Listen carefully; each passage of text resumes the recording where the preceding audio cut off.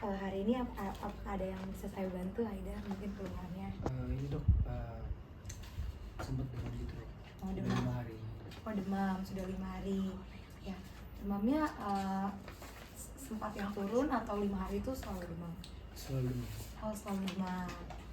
Apakah ada Yang lain perhatikan ya, nanti kasih feedback ya. Apa yang mungkin terjadi. apakah ada keluhan lainnya? Sempat ada pusing juga. Oh, sempat Terus pusing juga. Dari otot juga. Nyeri ototnya di bagian mana? Keseluruhan sih dok. Keseluruhan di tangan aja atau mungkin spesifik?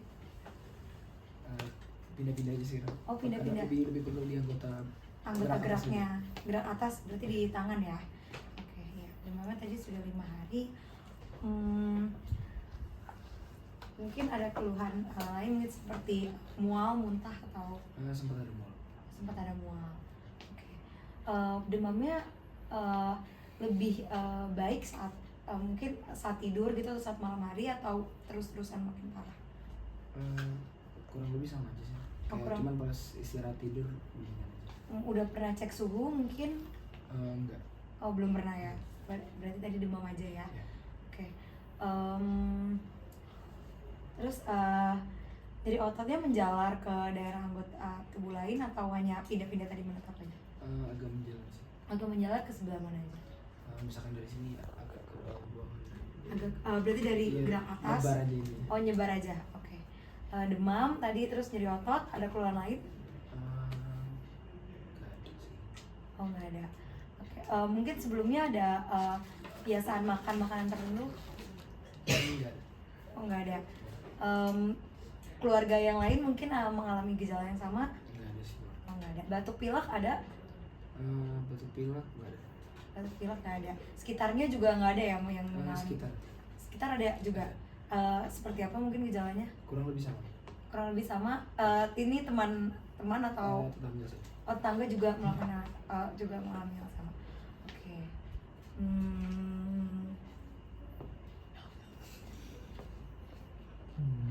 Apa ya?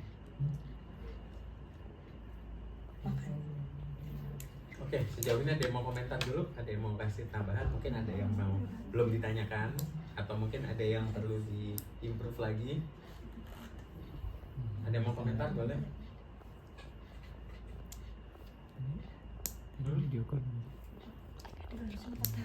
Jadi apa ya? Pola demamnya seperti apa tadi? Tadi 5 hari berturut-turut. Terus sama Sama itu maksudnya gimana? maksudnya nggak yang intermittent gitu. Oke, jadi continuous ya. Continuous. Terus apa lagi yang bisa ditanyakan? Rumah pekerjaan.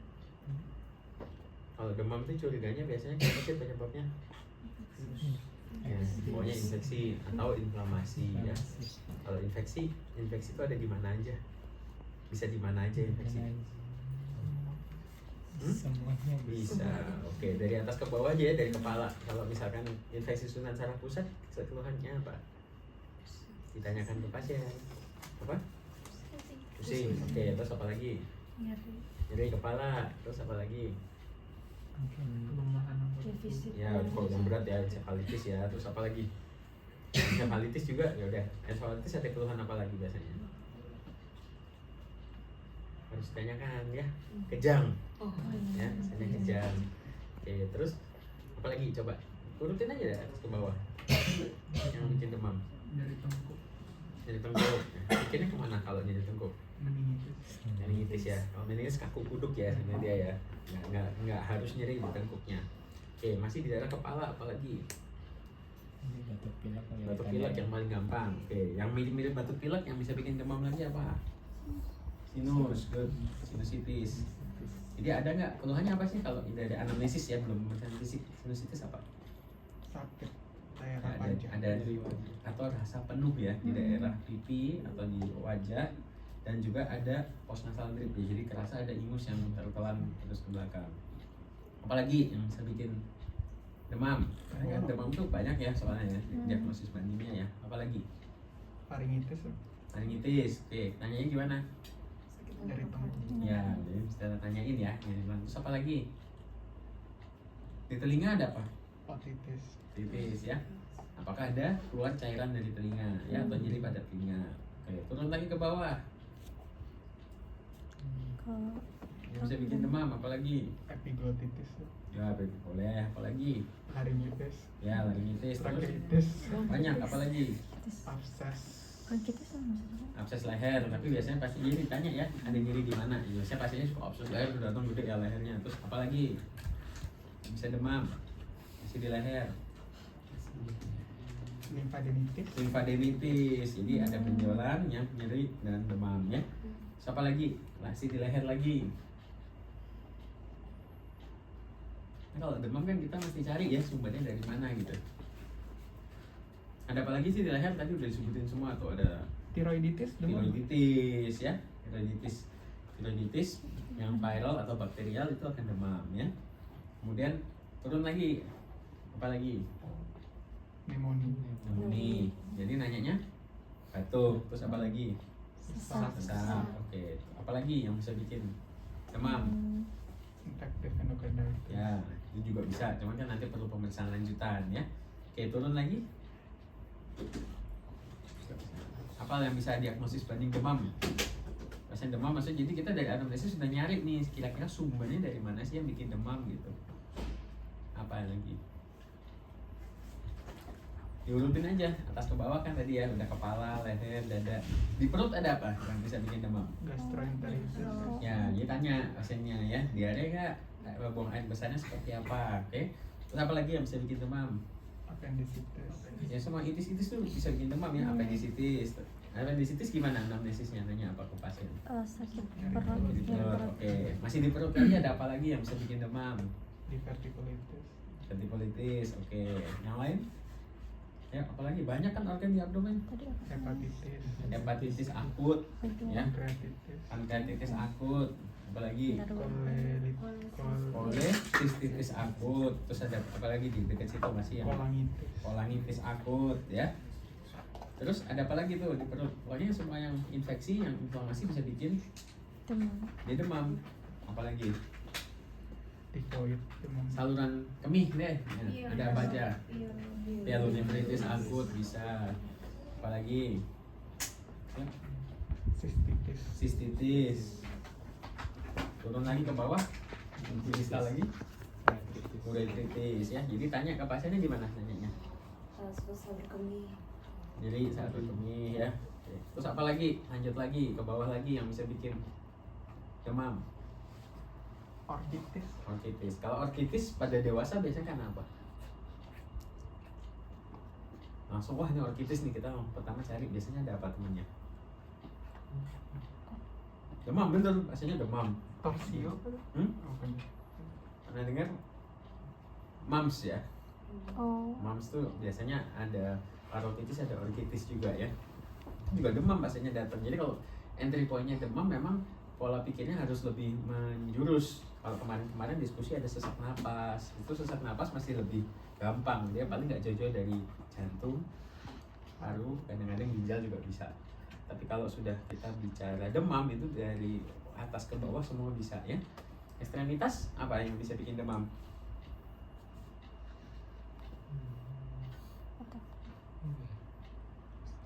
Biasanya kadang-kadang pasien tuh nggak kelihatan gitu, kita nggak tahu. Biasanya ada apa? Tadi balik lagi ya, limfadenitis bisa di inguinal, kan jarang diperiksa tuh. Terus ada apa lagi? Ada selulitis, ya infeksi. Biasanya pasien kan kadang-kadang kalau pasiennya datang pakai celana panjang atau pakai rok panjang kita nggak lihat ya. Atau kadang-kadang pasien tertentu seperti diabetes dia tidak menyadari ada luka atau ada daerah terinfeksi gitu. Jadi harus tetap pemeriksaan fisik dari ujung rambut sampai kaki itu harus diperiksa. Oke. Terus apa lagi yang bisa bikin demam? Tadi infeksi. Nah, sekarang non infeksi apa yang bisa bikin demam? Kan harus bisa ini kan, harus bisa supaya anamnesisnya itu terarah gitunya. Apa? Coba ada yang tahu nggak? Autoimun. Ya, jadi inflamasi itu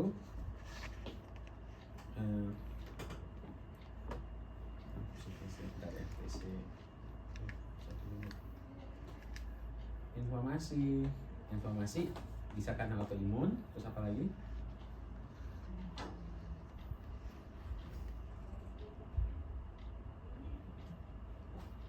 Inflamasi autoimun. Terus apa lagi yang bikin inflamasi? Trauma gimana misalnya? Injury Patah apa? tulang. Biasanya injurinya yang cukup luas ya, yang berat ya, kosongan luka bakar luas. Belum tentu infeksi tapi bisa demam dulu. Ya, terus apa lagi yang bisa bikin demam? Keganasan, cancer ya. Cancer juga bisa bikin demam, bisa paraneoplastic syndrome, atau kalau pada limfoma itu bisa ada namanya B symptoms, dia kan demam terus ya. Oke, terus apa lagi? Jadi inflamasi udah, infeksi udah. Yang lain yang bisa menaikkan suhu tubuh juga apa? Oh.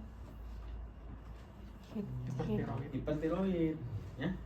Jadi kalau dia, karena ini demam 5 hari mulai banyak nih yang harus ditanyakan gitu ya. Ada nggak? Oke, jadi ketika kita melakukan anamnesis tentu pertanyaan terbuka itu penting. Tetapi selain pertanyaan terbuka, kita juga setelah pasien menceritakan, kita mulai juga menggunakan pertanyaan tertutup untuk mengkonfirmasi temuan-temuan yang tadinya belum dikatakan atau disampaikan oleh pasien. Apalagi di kita kadang-kadang pasien untuk poin-poin tertentu itu harus dipancing ya, baru dia akan menyampaikannya. Oke. Ya, kemudian kalau refleksi isi kayak gimana sama refleksi perasaan?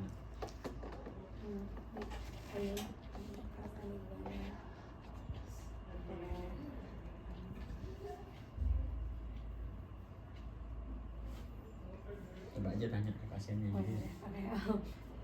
Selama 5 hari ini mungkin rasanya seperti apa? Lemes sih. Oh, lemas. Apakah mengganggu ke aktivitas sehari-harinya? Pasti Mengganggu. Jadi selama ini di rumah aja gitu ya selama 5 hari. Perasaan yang lain mungkin gimana lagi? paling tadi ya itu cuma sakit kepala, pusing itu, terus Lemas. jadi Apa? Gitu. Oke, apalagi? sempat menggigil juga. Oh, sempat menggigil. Yes. Meriang. Yes. Meriang.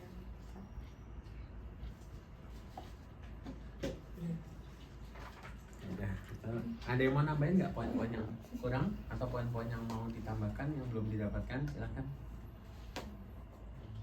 Apa? Wah, ini yang belum dikerjakan nih, atau ini kurang nih. Oh, ya udah.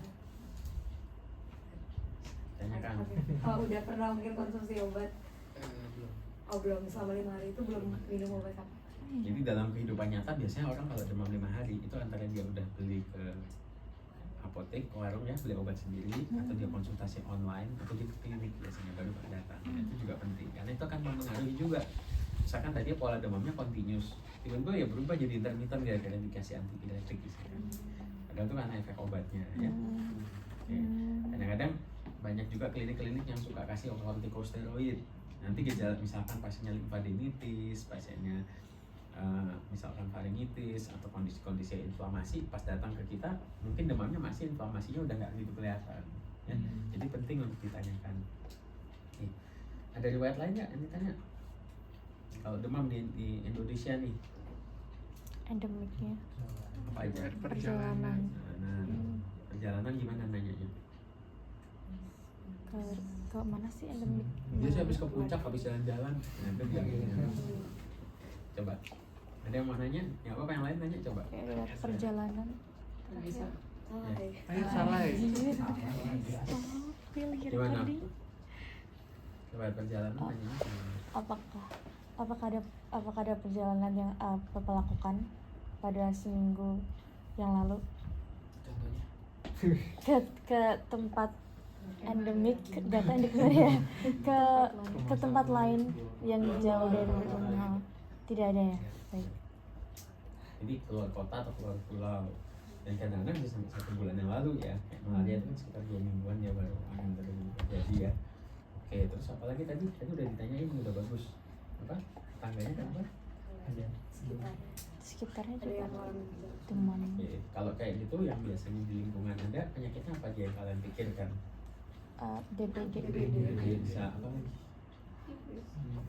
Lepto. Typhoid bisa, lepto bisa ya, leptospirosis. Kalau di daerah malaria juga bisa ya. Ada lagi yang mau nambahkan anamnesis? Kalau mau tanya tentang gejala boleh nggak? Boleh, saya tanya.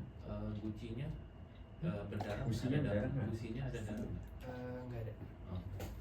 Oke, tujuannya menanyakan gusi berdarah itu kita mau tahu apa sih? Mungkin lebih ke spesifik ke DBD. Kalau ada rashes mungkin nggak ada semua. Kenapa sih gusi berdarah? Karena trombositnya rendah. Trombositopenia ya.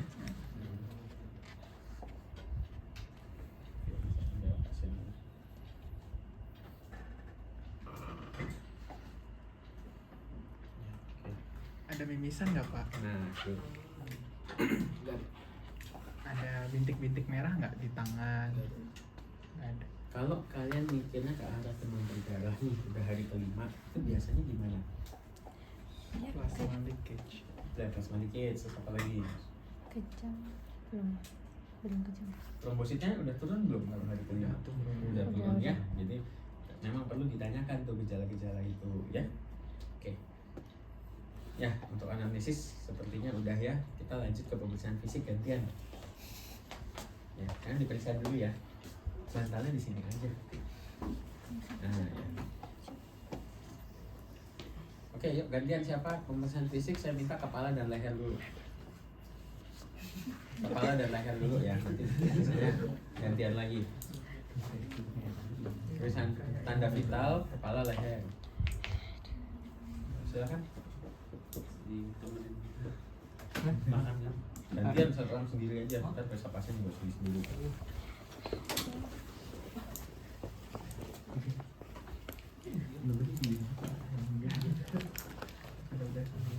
Pak, selamat pagi. Perkenalkan nama saya Dr. Bagus Nikolani. Ini dengan Bapak siapa Pak? Saya Haidar. Pak Haidar ya. Oke. Bapak Haidar. Jadi tanggal lahir. Jadi sebelum kita mulai dengan pemeriksaan ini, mungkin saya menjelaskan dulu ya Pak. Saya kan pemeriksa tadi leher dan jadi mungkin Bapak bisa tidur berbaring. Jadi tadi defaultnya bantalnya di sana itu salah ya, nggak boleh ya. Jadi harus bisa dari On the hand side. Ya.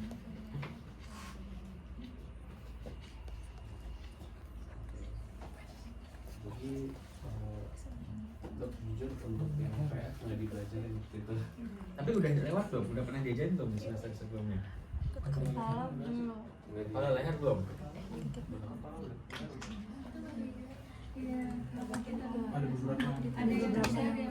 Oh, ada yang udah, ada yang belum. Oh, ya udah. Pemeriksaan umum dulu aja. Jadi keadaan umum pasien dan pokoknya penjelasan umum ya.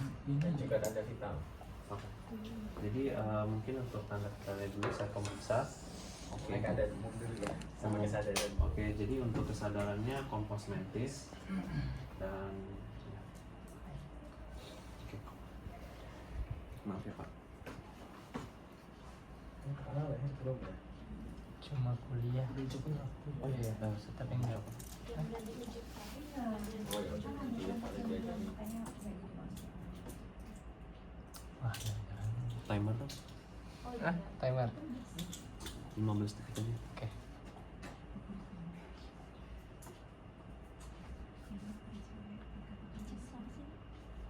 Menit. Sorry. Salah.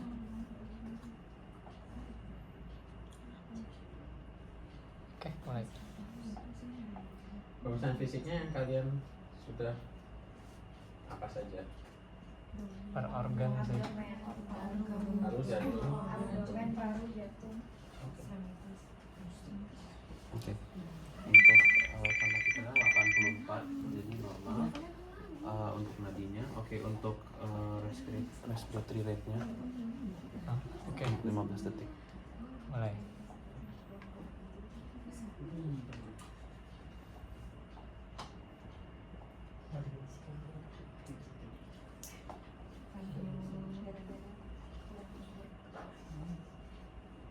Habis. Oke.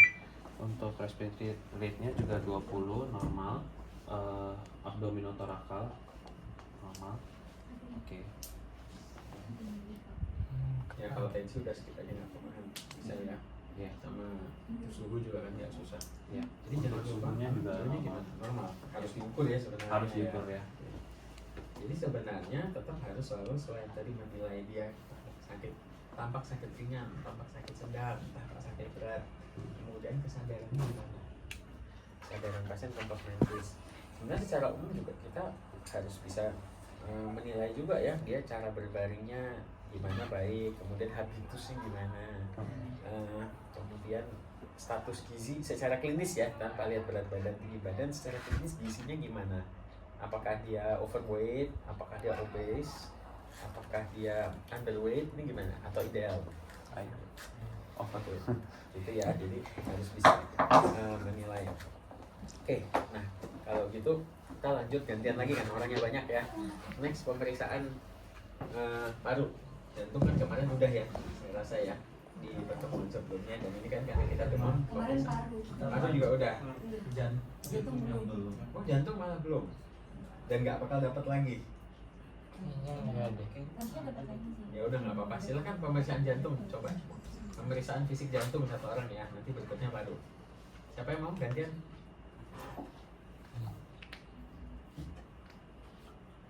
Yuk pemeriksaan jantung. Kalau leher JPP kalian udah diajarin? Sekilas. Sekilas ya udah jantung dulu lah.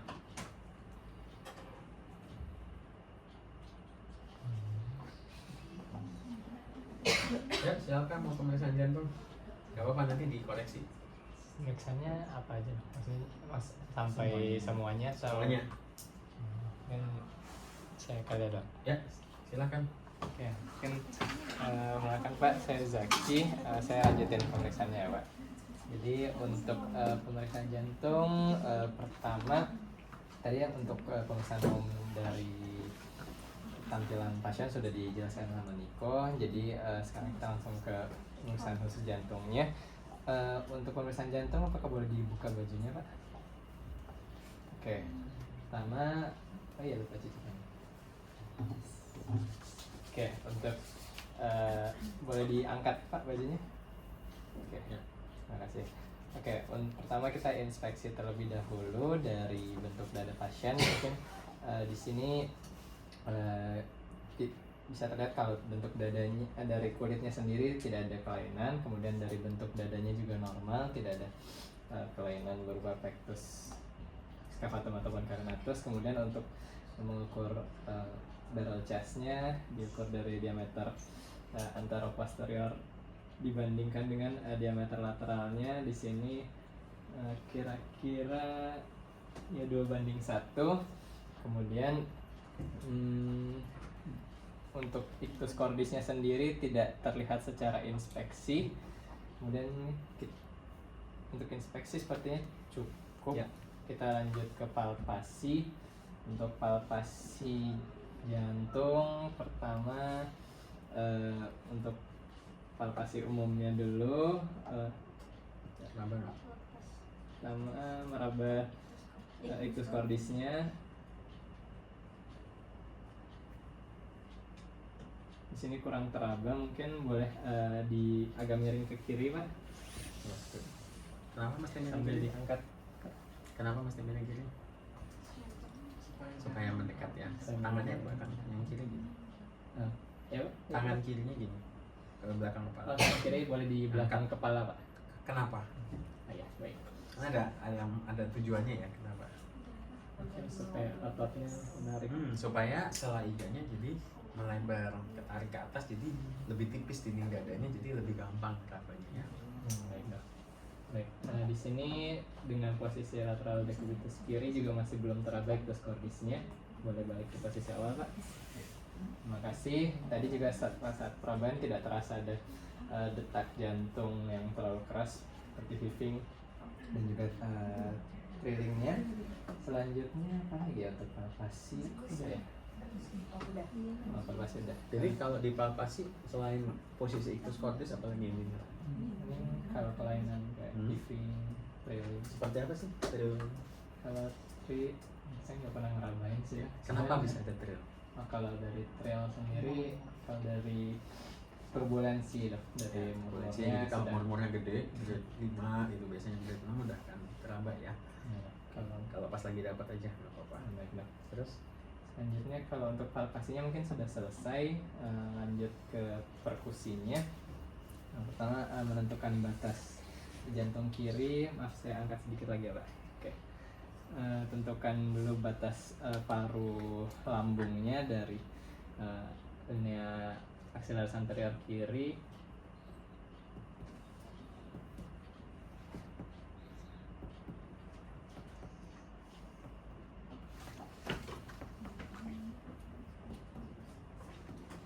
Bapak udah makan Pak? Udah ya? Ini udah redup ya? Ya.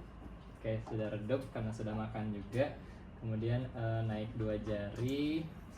Kemudian maaf ya Pak, disusurin ke arah medial.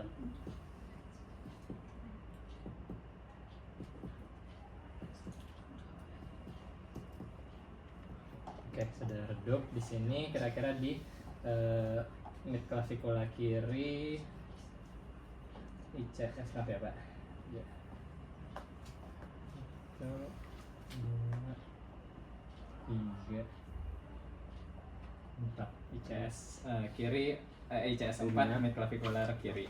Kemudian untuk menentukan batas jantung kanan dari mid clavicular kanan, menentukan batas paru hepar. Ini bunyinya apa? Masih sonar Dok ya?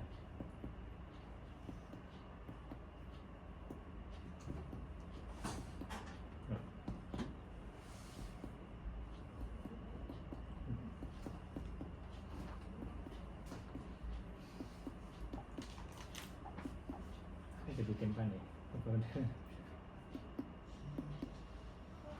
Heparan gimana? Lagi ditimpan, coba lagi. Jadi heparnya timpan ya? Oke.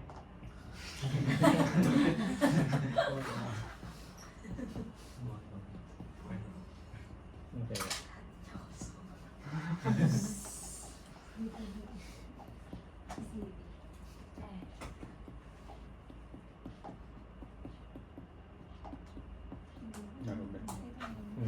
Oke. Bakunya emang tinggi. Oke, kemudian sudah menemukan batas paru hepar kira-kira tadi sejajar ya ICS 4 juga, linea clavicular kirinya, kemudian naik 2 jari, kemudian disusur ke arah medial. Maaf ya Pak.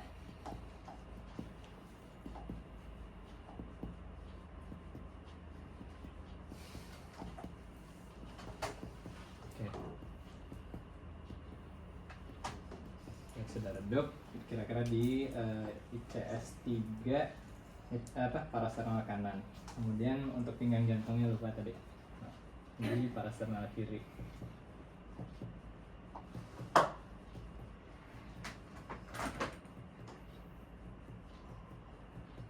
Oke, sudah redup. Jadi kira-kira di parasternal kiri ICS 1, 2, 3. Oke, di ICS 3 parasternal kiri. Oke, untuk perkusinya selesai. Selanjutnya untuk auskultasi. Oke. Pakai ini aja nggak apa-apa.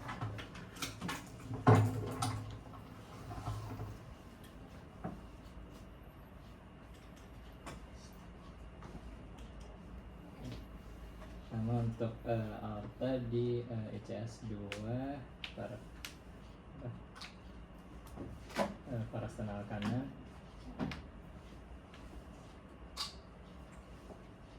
Sambil meraba karotid Itu kata apa? aorta ada. Oke. Oke, kemudian di CS2 parasternal kiri untuk kartu pulmonal. Oke, terdengar suara 1 dan 2, tidak ada suara Yang tambahan. bersamaan dengan tadi suara jantung berapa? S1 sudah. Satunya. Oke, kemudian untuk tricuspid di ICS 4 paras tengah kiri. Oke, terdengar suara S1, S2, tidak ada suara tambahan.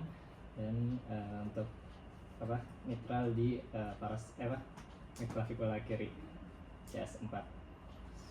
Oke, terdengar S1, S2 juga, tidak ada suara tambahan. Oke. Udah, sip, bagus ya. Oke, lanjut yang paru. Transisi paru. Makasih ya Mas.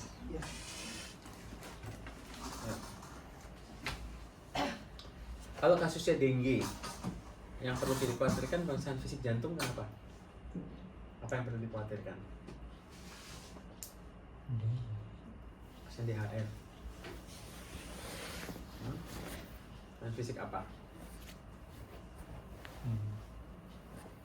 Dengue. Oh, yang berat, yang severe ya. Plasma leakage menyebabkan apa? Efusi perikard ya. Efusi perikard. Kamu harus periksa baik-baik. Bunyi jantungnya menjauh. Yang sering lagi pasien dengue kan katanya butuh banyak cairan. Udah sampai demam 7 hari dikasih cairan terus. Itu ketika reabsorpsi dari plasma leakage-nya dia akan menjadi overload, kelebihan cairan. Edema paru, efusi perikard, efusi pleura, asites semua ada itu. Jadi harus hati-hati memang ya. Oke, lanjut paru dia apa? Ya tadi yang cowok udah ya, sekarang ganti lagi. Cewek lagi. Yuk, siapa?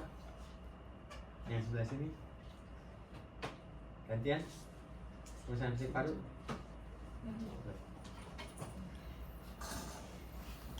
Lanjut ya, paru terus dulu.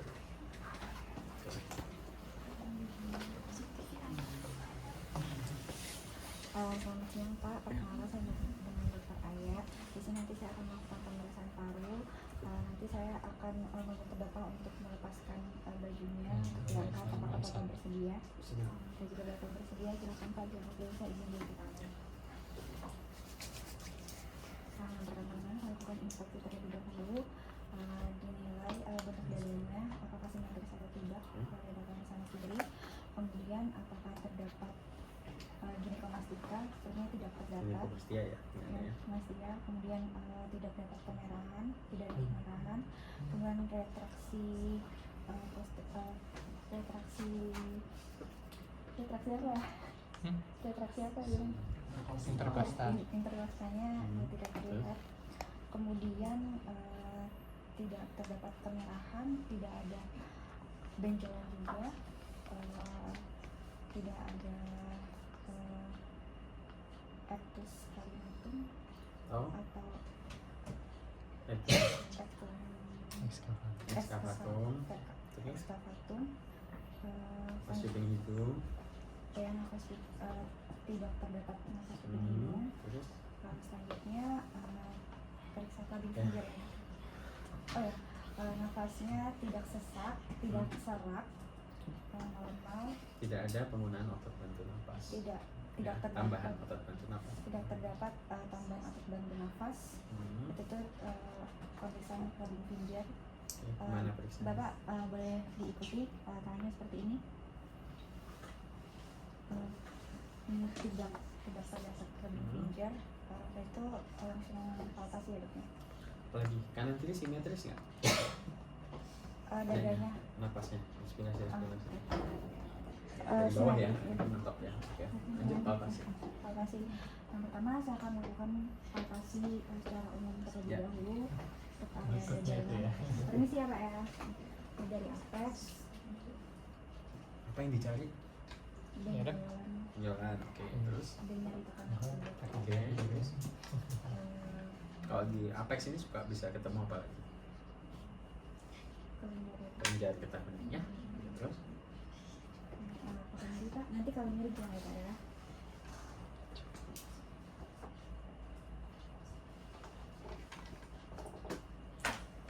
Setelah itu lakukan ekspansi ya dokumen. Ekspansi. Pemeriksaan ekspansi. Gimana? Seperti ini jari jempolnya ditemukan. Coba. Seperti ini. Itu Bapak tarik nafas dalam, keluarkan. Bisa setara dok ini ya. Kemudian. Lagi tarik nafas Pak. Buang. Oke. nafas Pak, buang, tarik nafas Pak, buang. Nah, selanjutnya dilakukan pemanasan klinikus. Pertama, Bapak tolong disebutkan angka 77. 77.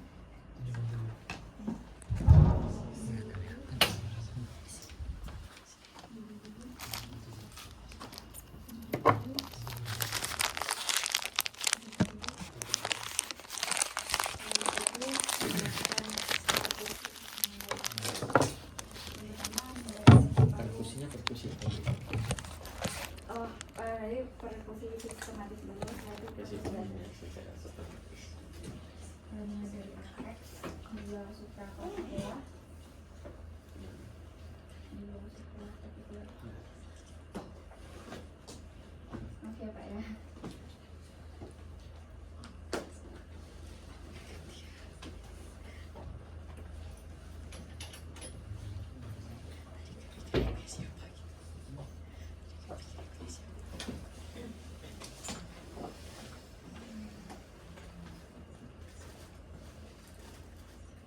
Itu bikin perkusi batas atasnya. Pertama, Sampai ke samping ya perkusinya. Ya. Itu udah ke lambung. Udah lambung di sini, tapi ya kenapa? Ya. Oke, terus kalau tadinya lakukan seperti menggunakan dari separ dari kiri sini plastik lapangan dan ke bawah.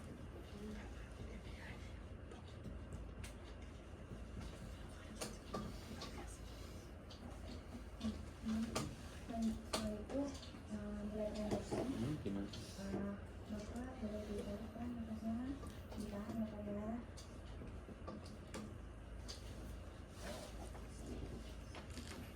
Juga berarti nilai perancakannya udah dari tadi. Udah dihembuskan Pak nafasnya. Kemudian dari batas paru dengan hepar maupun dari untuk menilai batas paru dengan jantung kanan. Ya.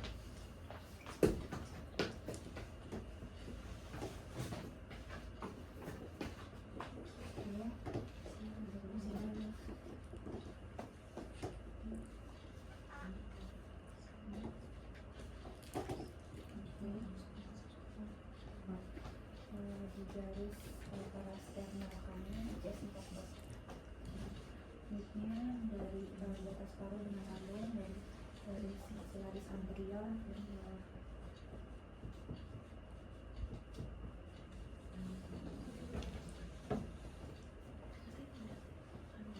Kemudian naik dua jari medial.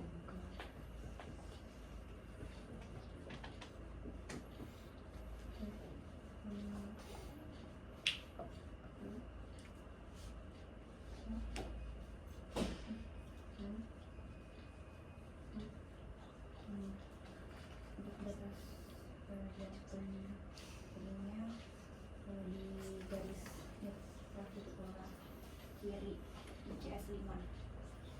Kemudian untuk pinggang jantung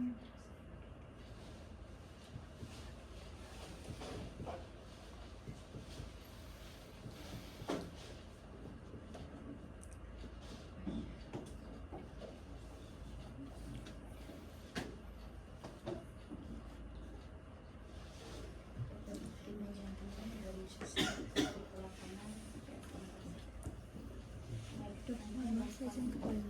Ya, silakan. auskultasi ya dok. Yo. Auskultasi mobil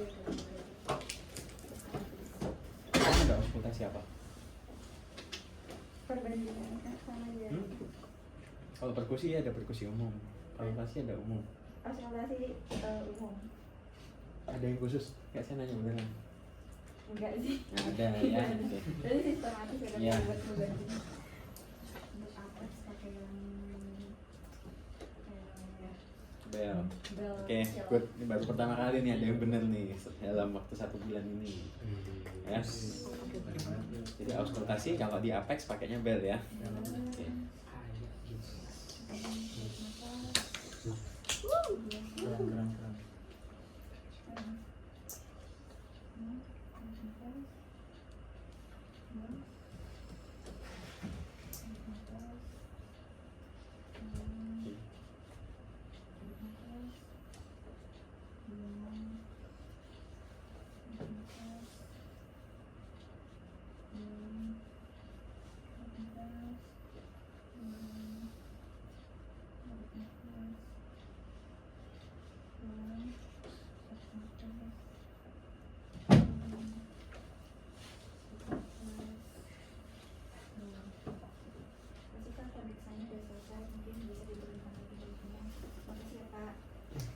di tangan ya dok. Udah selesai, benar. Yakin. Ada yang numpang nggak?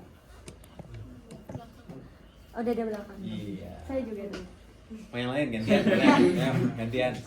Makasih ya dok ya. Ya. Ya, siapa berikutnya yang belakang? Belakang kan jauh lebih gampang. Ayo.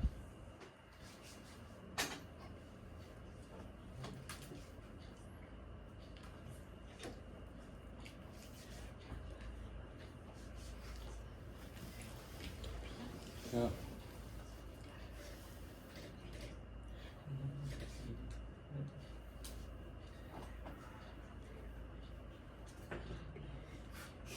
Siapa yang mau? Ya, belakang. Gantian dari yang cowok-cowok lagi deh sekarang. Ayo.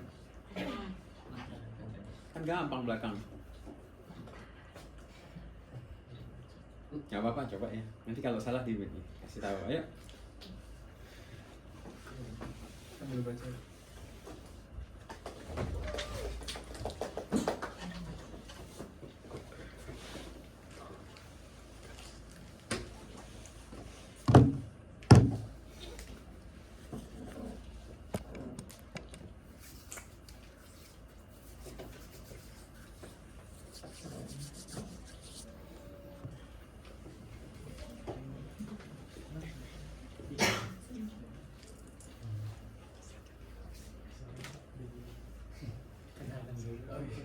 Langsung aja. Perkenalan dulu. Oh, perkenalan dulu. Oke. Ya. Pertama saya Daftar Antar sini akan melakukan pemeriksaan dari belakang. Ya, taruh belakang, ada belakangnya. Paru belakang Pak. Kemudian melakukan apa dia Boleh. Wajahnya diangkat aja belakangnya juga nggak apa-apa. taruh dulu sih. Itu pastinya pintar tuh, udah tahu. Ya. Ya, silakan. Paru belakang. Yuk, inspeksi. Inspeksi dulu. Apa yang bisa dilihat dari belakang yang berkaitan sama pernapasan? Dia benjol. Ya, benjolan boleh. Terus apa lagi?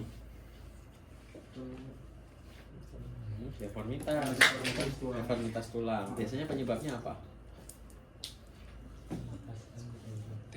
Ya kalau TB dia biasanya ada kibus. Terus kalau yang lain lagi yang mengganggu pernapasan? Yang berat-berat ya skoliosis, kifosis, lordosis yang berat, dia akan mengganggu pernapasan, pastinya sesak jadinya ya. Oke, terus? Ya, ya itu kan bagian dari palpasi. Palpasi umum dulu.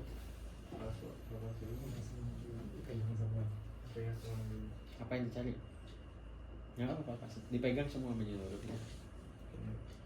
Ya, cari laba, ada benjolan nggak? Terus apa lagi? Krepitasi itu menandakan apa? Bisa, tetapi yang bisa masuk kutis lebih banyak biasanya di anterior. Kenapa?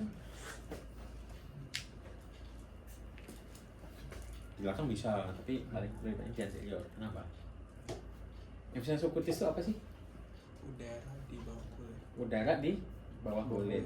Ya, kenapa bisa ada udara di bawah kulit? Karena pneumotoraks. Apalagi yang sering juga ada lubang, makanya bisa masuk udara ya ke kulit ya. Lubangnya itu bisa karena lagi pasang akses vena sentral, tusuk ke sini tembus. Pasang chest tube ya, selang drain, karena infusi pleura dipasang selang, ditusuk, udara ikut masuk lewat celahnya ya.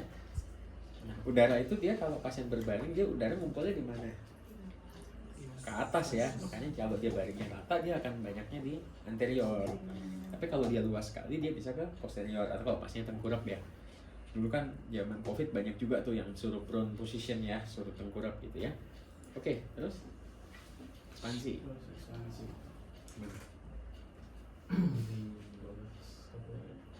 Mana coba kerjain aja. Dari atas, nggak apa-apa.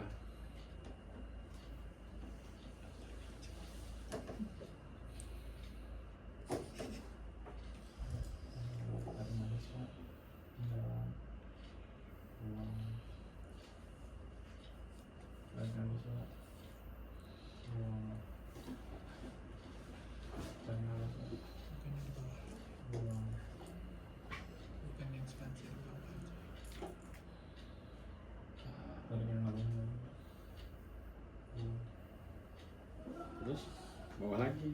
Bawah lagi. Iya, anterior. Benar. Ya. Dan apa sih? Oke. Lagi Bapak sih. Kan sama kayak yang tadi, yang anterior, cuman bedanya posisinya. Bawah frame itu sih. Yang tadi di depan itu di belakang. Gimana? Dari sini. Ya boleh. Khusus toraks belakang itu di sini tuh ada skapula. Ya, semua skapula itu akan meredam bunyi-bunyian yang ada. Jadi khusus di atas kamu periksa agak tengah ya. Agak ke tengah. Di tengahnya, di para vertebrae di pinggir-pinggirnya ya boleh lah. Kamu bilang 77. Nah kayak gitu. Good. 77. Turun.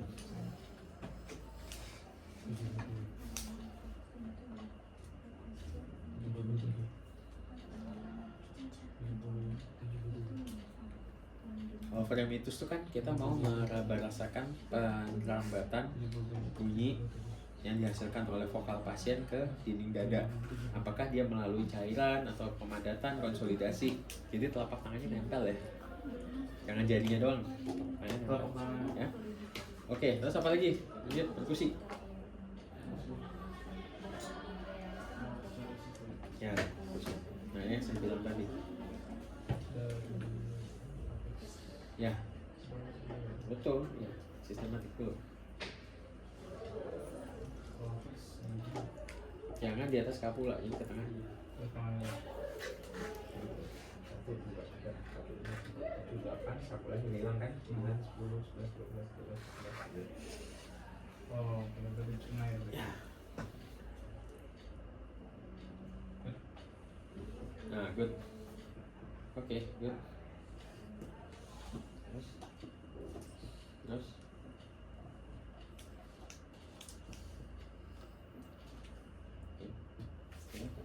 boleh. Ini kan enak banget. Samping aja ini kan udah lewat skapulanya. Ini penting ya. Tadi kasusnya kalau dengue kita curiga apa? Kenapa harus bisa perkusi? Efusi pleura ya. Paling sering efusi pleura pada dengue, apalagi kalau sudah hari ke-6, hari ke-7, di mana cair plasma liquid yang bocor itu akan masuk lagi. Makanya justru biasanya cairannya bukan dikasih infus banyak, malah dikurangin. Ya. Oke. Terus Dikasih furosemid. kalau ada indikasi, biasanya cukup dikurangin aja infusnya. Ya.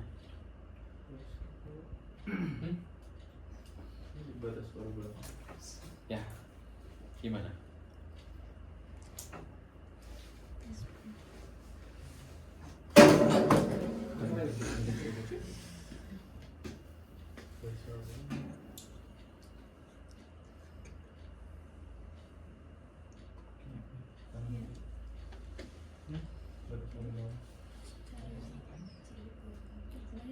Ke bawah. Dari situ ke bawah.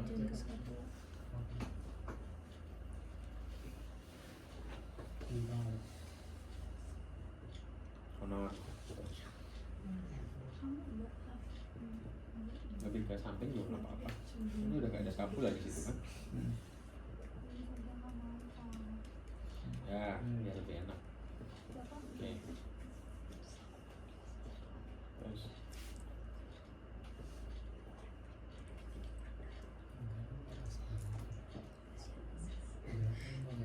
Nah, oke. Sebelahnya juga sama. Oh, sebelahnya juga. Oh iya dong.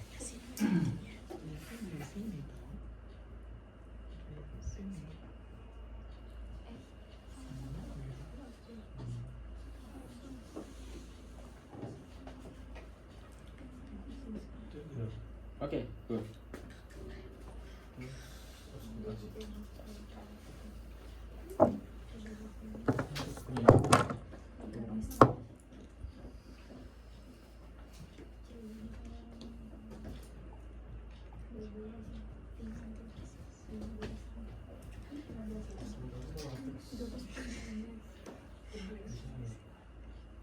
Ke tengah lagi, ke tengah lagi. Itu ada skapula. Tengah lagi. Sana lagi. Oh, Ya. Oke.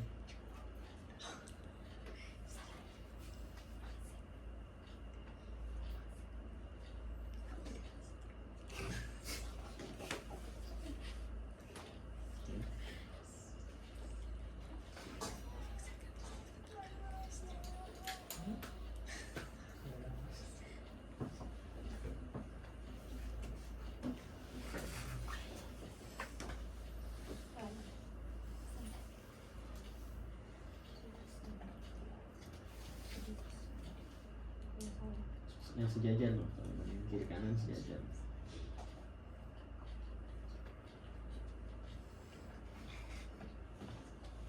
Yang sejajar. Ya, good. Sama enggak? Yes, bagus.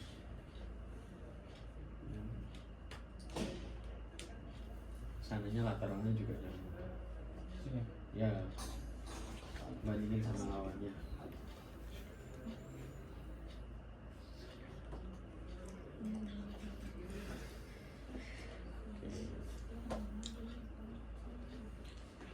Nah, sip, bagus. Oke. Kalian kalau perkusi itu jari perkasernya saja yang nempel, yang lainnya jangan nempel ya. Jadi kalau perkusi hanya jari tengahnya aja yang nempel di pasien. Ya. Terus yang bergerak itu adalah pergerakan tangannya. Ya, bukan tangannya gitu ya. Tapi pergerakan tangannya aja yang gerak. Ya. Kemudian arah perkusi itu tegak lurus. Jadi kalau kalian perkusinya ke bawah, jarinya begini. Kalau kalian perkusinya kanan kiri, jarinya ke atas. Ya, dia harus tegak lurus ya. Jadi ini jarinya yang kali ini aja, terus yang top itu adalah yang main adalah pergelangan tangannya gitu ya. Gitu. Oke. Jadi jangan nempel. Ya, gitu. Gitu ya. Oke, abdomen yuk terakhir sebelum kita bahas lagi. Siapa yang mau abdomen? Coba dari sisi sini lagi. Siapa? Abdomen. Atau ada yang mau volunteer nggak abdomen? Siapa abdomen? Semakin cepat pulang. Yuk. Siap tadi udah jago. Siap. Tadi siap udah jago. Enggak apa-apa, coba aja. Yuk, coba. Maju aja. Tadi udah. Tadi abdomen udah. Oh, abdomen udah. Ya udah, berarti udah jago dong. Kalau udah berarti sekali langsung bisa. Coba. Ya, coba. Berarti harusnya nggak ada salahnya berarti. Akhir ya, Mas.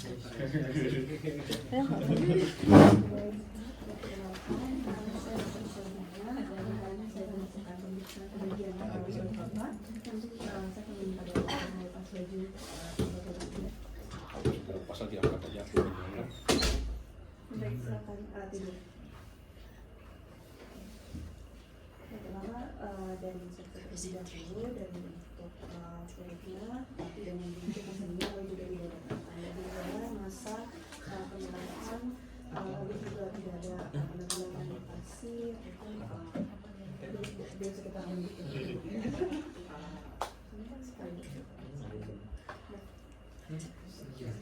Kan tadi udah kan, berarti yang lain bisa kasih komentar yang kurang yang mana gitu. Selanjutnya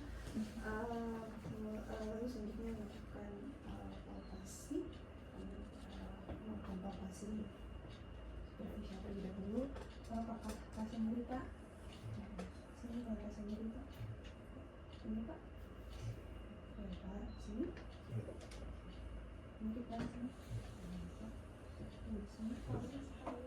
Ini Pak. Selanjutnya mau palpasi dalam. Atau bisa dengerin kalau dibutuhkan ya Pak. Pak. Sini ya Pak. Sini ya Pak.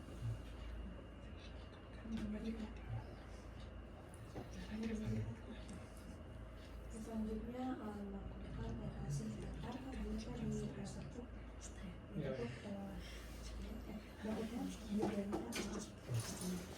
Apa sih dalam udah? sudah operasi sebentar dilakukan dari sinus dari yang lobus karena terlebih dahulu. Kalau kita Pak yang Pak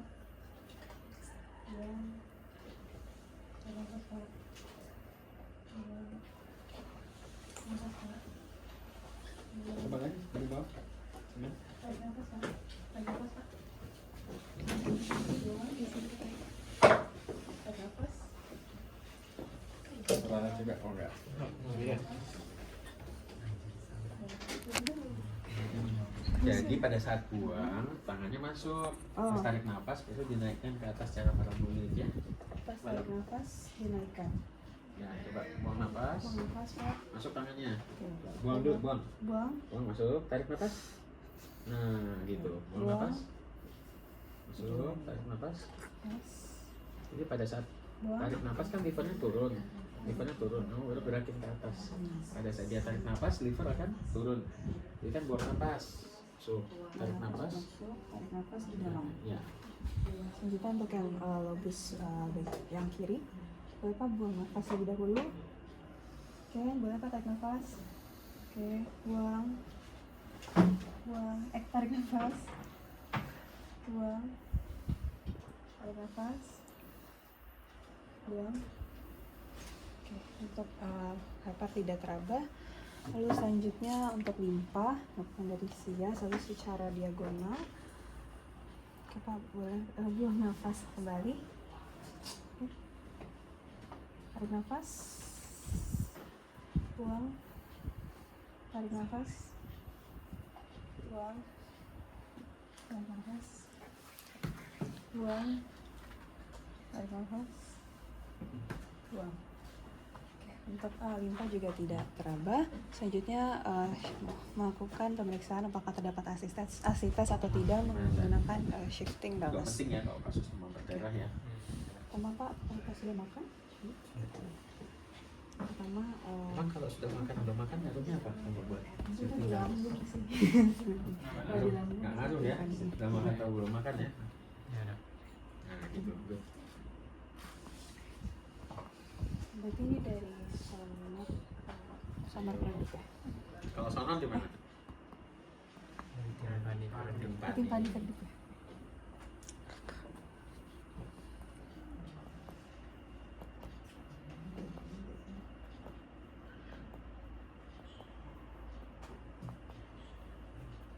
Bapak boleh dimiringkan badannya ke sini.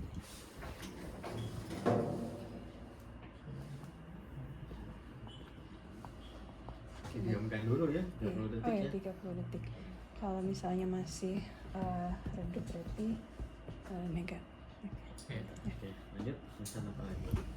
Selanjutnya Matt Bernie menandakan apakah ada tanda-tanda appendicitis itu sepertiga distal dari bagian umbilicus ke tibias sekitar sini di sini. Lakukan penekanan Pak, contohnya ada nyeri. Udah nggak akan nyeri Pak. udah nggak tahu nggak sih apa masih ada? Lalu juga untuk nyeri lepasnya akan saya lepas ya Pak. Infokan juga untuk itu. Nyeri Pak. Untuk measuring point juga tidak ada. Ada pemeriksaan apa lagi? Balo teman. Ya, Melihat apakah ada pembesaran di bagian ginjal atau tidak.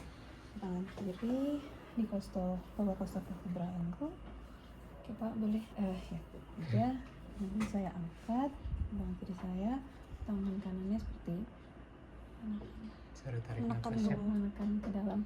Tarik Oke. nafas. Oh ya Pak, boleh tarik nafas ke dalam. Oke, tahan ya Pak. Yang ngerasakan yang mana, yang dorong yang mana? Yang dorong yang atas, Diajarin yang dorong. atas, yang atas dorong, bawah nangkap dok. Oh gitu, diajarinnya kalian. Oh itu di Kalau ke situ sih ada dua pendapat, ada dua jadinya. Kalau dokter taunya gimana dok? mohon maaf dok ya. Ya yang belakang yang dorong, yang Belakang. depannya nangkep ya. Jadi yang depan tuh tangannya mesti nempel masuk ke dalam ini ya. Begini, terus yang ini. Masuk dalam, tarik nafas, yang belakang dorong ya. Berarti yang belakang. Ya, depan nangkep ya. Oke. Baik, dok. Terus Satu lagi juga. Pak, ya, tarik nafas lagi Pak. Oke, tidak ada tanda-tanda hidronefrosis juga membesar ginjal. Oke, terus berikutnya. Auskultasi. Mendengar apakah terdapat bising kasus.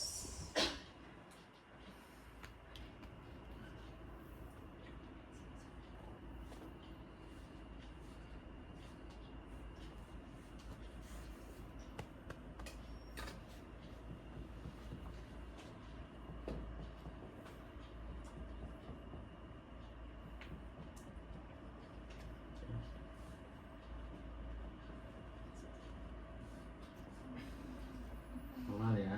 Ya, bising kasusnya normal. kira-kira 6 Tadi kali. perkusi umum udah belum? Tadi udah. Oke, good. Udah selesai. Ada pemeriksaan fisik yang kalian mau kerjakan lagi? DVD. Ya. Saya rasa sudah. Makasih ya Mas. Kita lanjut diskusi pemeriksaan penunjang pada pasien, pemeriksaan tambahan ya. Pemeriksaan apa yang mau dilakukan pada kasus demam 5 hari ini? Ya, hematologi itu sebenarnya kalau yang udah selesai boleh keluar ya Mas. Kasih ya. Hematologi ada hematologi rutin sama hematologi lengkap. Bedanya apa sih? Ya, makasih. Kalau pasar lab nih ada hematologi rutin, ada hematologi lengkap. Bedanya apa?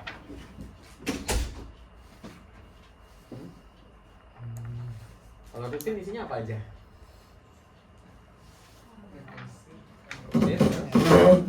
AB? Ya, sama? Leukosit ya. Terus apa lagi? Hematokrit ya, HBHT leukotrombo ya, beberapa tempat dengan H2TL. HBHT leukotrombo itu hematologi rutin. Kalau lengkap, dia ada apa? CV. Ada hitung jenisnya yang penting ya. Hitung jenis ada apa aja? Hitung jenis tuh ada sub apa? Jenis-jenis leukosit itu ada apa aja?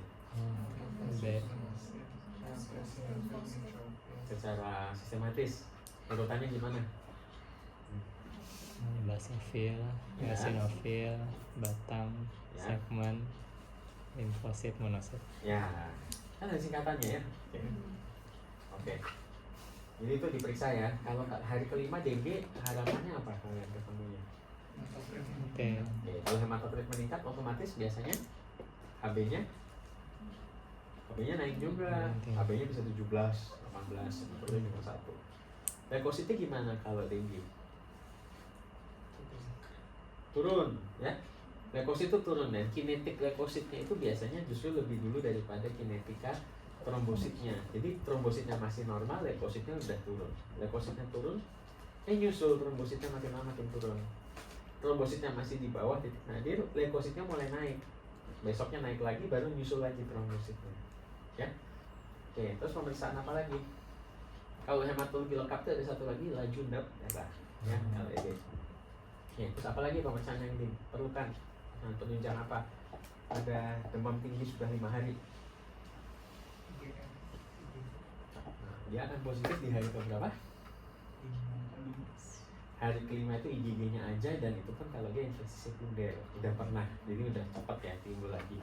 Pada kondisi yang primer itu rata-rata IgM setelah 7 hari dia baru muncul ya. Oke. Terus apa lagi yang mau diperiksa? NS1 hari keberapa dia? Hari demam hari keberapa dia positif? Apa angkanya aja, NS1 angkanya berapa? Ya udah hari pertama ya. Kadang-kadang hari kedua masih bisa. Hari ketiga biasa udah hilang dan negatif. Ya. Oke, terus pemeriksaan apa lagi yang diperlukan? Ini sakit kepala, nyeri otot, lemas tuh kira-kira gejalanya mengarah kemana? Ya, infeksi virus gitu ya. Oke. Terus pemeriksaan penunjang apa lagi yang diperlukan? Ya, mau lihat apa? Boleh, nggak apa-apa, semua mah dicek boleh. Tapi yang penting tahu alasannya. Kenapa? Lihat, mau cari apa? Dok, saya kan demam berdarah, emang bukan hepatitis. Ngapain dicekin SGT-SGPT? Jelasinnya gimana?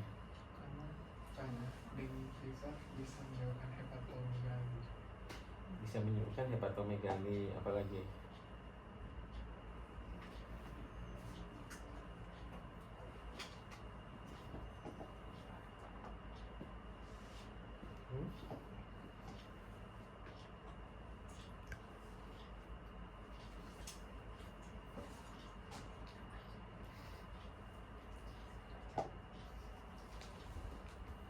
Apalagi kenapa?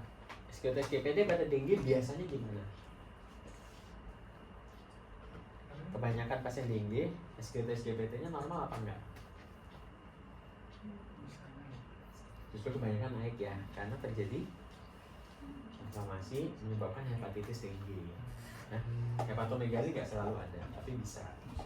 Apalagi yang perlu diperiksa laboratorium? Ada ide nggak mau cek apa?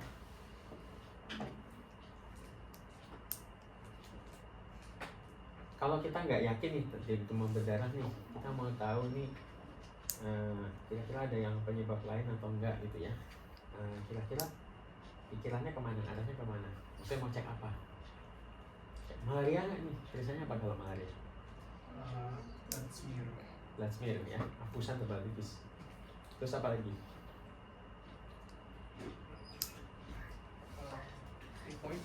Typhoid boleh, dan 5 hari udah bisa nih typhoid.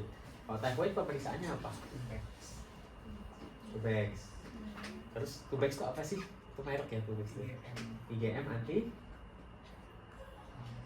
Kumannya apa kalau typhoid? Salmonella. Ya boleh diperiksakan. Kalau dulu ada yang namanya Widal. Widal itu sekarang mulai ditinggalkan karena dia tidak spesifik ya, apalagi di daerah endemis. Widal itu bagus kalau kita bisa periksa serial di hari ke-7 dan hari ke-14 kalau ya 3 hari demam ya. Oke, tapi ini menarik nih, saya sekarang lagi ngerawat pasien di RSCM itu yang benar-benar typhoid, jadi tipes beneran. Kan banyak kan orang demam, kamu tipes. Ya, begadang mau ujian demam, tipes gitu kan. Ini beneran nih, jadi kulturnya positif salmonella. Tubex-nya pun atau IgM-nya pun itu biasanya kalau yang tipes-tipesan dalam tanda kutip nilainya borderline, jadi positif 4. Positif 4 tuh borderline ya, positif 5, 6 tuh baru mulai positif. Kalau 2 itu negatif. Nah, ini dapat IgM-nya positif 8. Jadi memang bener-bener typhoid ya, cocok ya. Oke, jadi perlu pemeriksaan satu. Kemudian pemeriksaan apa lagi yang perlu dilakukan? MAT ya. MAT buat lihat penyakit apa? Leptospirosis. MAT supaya kalian tahu aja ya, di Indonesia yang di Pulau Jawa ini bisa cek gimana? Kalian tahu nggak? Ya nggak bisa ya biasanya. Saya di mana? Hanya bisa di IPB. Jadi harus dikirim ke IPB ya. Jadi ada MAT. Kalau nggak bisa, maka kita periksa antibodi. Antibodinya IgM, IgG, leptospira ya. Itu juga periksanya di rumah sakit tertentu ya, rumah sakit infeksi, rumah sakit persahabatan gitu ya. Oke, kemudian ya kan kasusnya simpel ya, ke puskesmas demam misalkan dia demam berdarah, oke.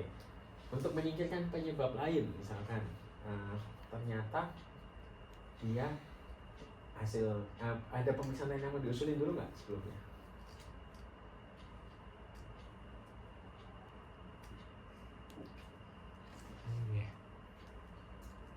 Banyak orang itu selalu demam itu semua demam berdarah ya misalnya. Fotoras boleh apa?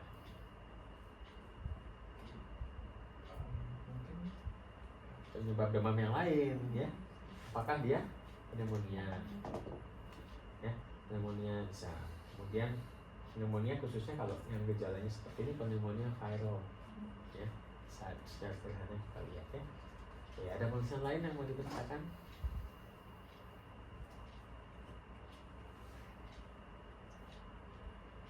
Ada demam nih. Oke. Kalau misalnya nih pasien ini datang diperiksa keluar hasil HB-nya 7, hematokritnya 21, leukositnya 40.000, trombositnya 80.000. Kira-kira kalian observasi lagi nih, terus ternyata ditambah observasi 3 hari ya segitu-segitu aja. Itu deh kira-kira apa yang perlu dilakukan pemeriksaan tambahan lainnya? Banyak nih kayak gini nih. Jadi kalau dia demam berdarah, dia khas biasanya hematokritnya tinggi, HB-nya tinggi, leukosit rendah, trombonya rendah. Tapi kadang-kadang banyak juga orang di demam berdarah kan, di DBD kan, padahal dia HB-nya rendah, leukositnya tinggi banget, trombositnya rendah. Kalau seperti itu, kalian kalau sudah 1-2 hari nggak ada perbaikan, kalian mau rujuk, bilangnya di surat rujukannya kecurigaannya ke arah mana biasanya? Keganasan ya, keganasannya kayak gimana kayak gitu? Ya, hematologi ya, biasanya leukemia. Banyak pasien yang semuanya di demam berdarah kan. Pasien ITP ya, immune thrombocytopenia, dulu namanya immune thrombocytopenia purpura, sekarang namanya immune thrombocytopenia. Hampir semuanya itu pasti terdiagnosisnya dibilangnya dengue. Padahal nggak ada demam, itu udah salah ya. kan namanya demam berdarah ya, kalau nggak demam berdarah doang. Jadi, nah tapi kalau leukemia itu bisa ada demam, makanya sering juga tuh dibilangnya DBD. Tapi kok sampai 1 bulan turun-turun demamnya, dengan HB rendah, ditransfusi gitu ya, terus turun lagi, leukositnya tinggi terus. Kalau seperti itu pikirkan ke arah leukemia. Ya, memang harus kalian rujuk ya, tapi yang penting kalian mengenali dulu. Jangan sampai semua dibilang sebagai suatu demam berdarah. Pemeriksaan fisik tetap sangat penting ya, anamnesis, pemeriksaan fisik tadi ya. Karena dari anamnesis kita bisa memperkirakan nih arahnya kemana, dari pemeriksaan fisik bisa mendapatkan temuan-temuan yang penting tadi, efusi pleura, hepatomegali, splenomegali gitu ya. Ada juga kelainan lain yang mirip-mirip juga tuh, tapi semuanya rendah. HB-nya rendah, orang HB-nya rendah, leukositnya rendah, trombositnya rendah, kadang-kadang ada demam juga. Apalagi kalau lagi apes lagi infeksi, ya demam lah. Limpahnya besar sampai Schiffner 5.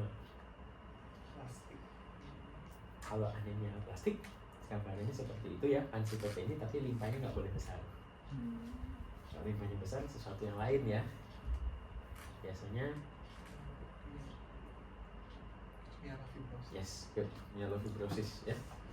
Myelofibrosis, jadi besar limpahnya, banyak hematopoiesis extramedullary. Oke, kemudian kalau misalnya kondisi lain yang juga seringkali timbul, bisa ada demam ya kadang-kadang ya, ini juga tapi tinggi semua, HB-nya rendah, HB-nya 10, leukositnya 200.000, trombositnya 1 juta. Itu juga ada, limpahnya besar. Kalau esensial, limpahnya nggak bicara masalah. Ya.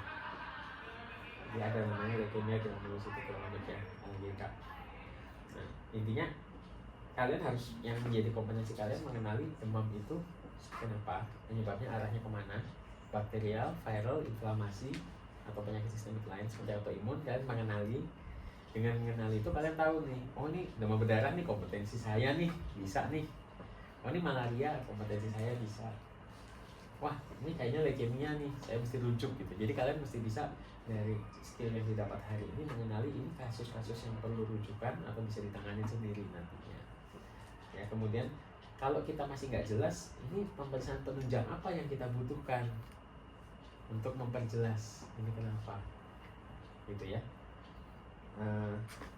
Satu lagi terakhir, pasiennya datang nih nggak, sebetulnya dia demamnya baru 1-2 hari dan ringan ya kayak batuk pilek aja, tapi karena dia cek sendiri lab di luar, HB normal, leukosit normal, trombositnya 80.000.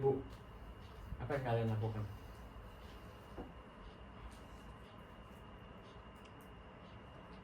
Ini cuma batuk pilek ringan gitu, kayak kurang tidur, sumur-sumur dikit gitu, baru 2 hari.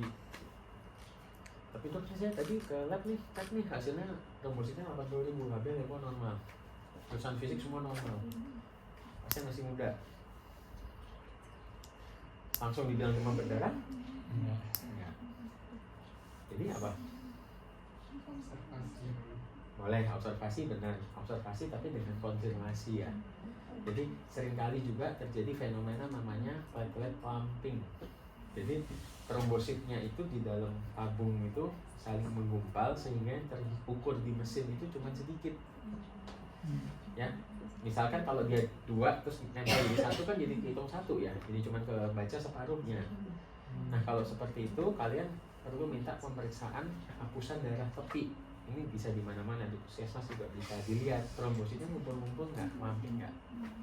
Kalau trombositnya clumping, minta diulang lagi periksa pakai tabung antikoagulan Citrap namanya, itu pakai warna biru yang banyak orang lain tahu biasanya. Ini clumping nih, ganti tabung gitu, ganti antikoagulan, nanti dia akan kelihatan yang sebenarnya berapa. Itu juga cukup sering ya. Dan kalau tata normal kan aman, berarti kalian nggak perlu rujuk ya. Oke, ada yang mau ditanya? Prof?